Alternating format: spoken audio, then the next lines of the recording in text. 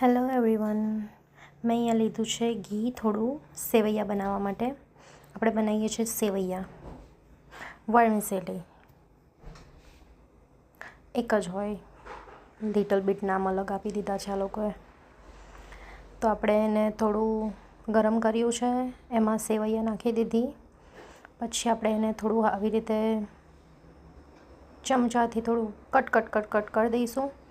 પછી આપણે એને આવી રીતે હલાવી રાખીશું, જેથી એ ફાઇન એનો કલર પિંકીશ જેવો થઈ જાય, શેકાઈ જશે.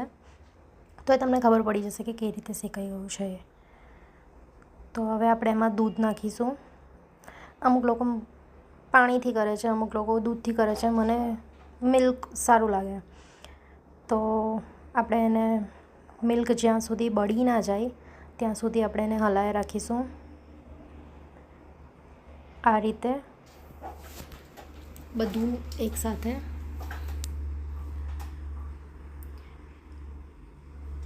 પછી આપણે એમાં થોડુંક મિલ્ક પાવડર એડ કરીશું, જે મને ટેસ્ટ વાઇઝ બહુ ફાઇન લાગે છે, એટલે હું એડ કરતી હોઉં છું.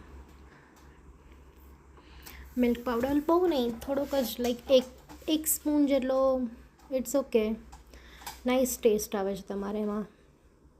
તો આપણે એનું બધું પાણી બાળી લેવાનું છે. મિલ્ક મેં ડ્રાયફ્રૂટ કટ કરીને રાખ્યા હતા પહેલેથી, એ પણ તમારે એડ ઓન કરવાના છે. એમાં મેં બદામ નાખી છે, કાજુ અને દ્રાક્ષ, કિસમિસ, વોટ એવર યુ વોન્ટ. તમારે ના નાખવું હોય તો પણ તમારો ઓપ્શન છે. તો મેં એડ કર્યું છે. આવી રીતે બધું પાણી, લાઈક મિલ્ક બળી જાય ત્યાં સુધી આપણે એને હલાવી રાખીશું, જેથી આપણે ચોંટે નહીં નીચે.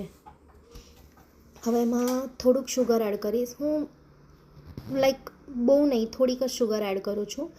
મને સ્વીટ વધારે નથી પસંદ, તો હું થોડુંક જ એડ કરું છું. તો એનું બી પાણી છૂટશે, જે છૂટે નહીં ત્યાં સુધી એને હલાવ્યા રાખવાનું છે.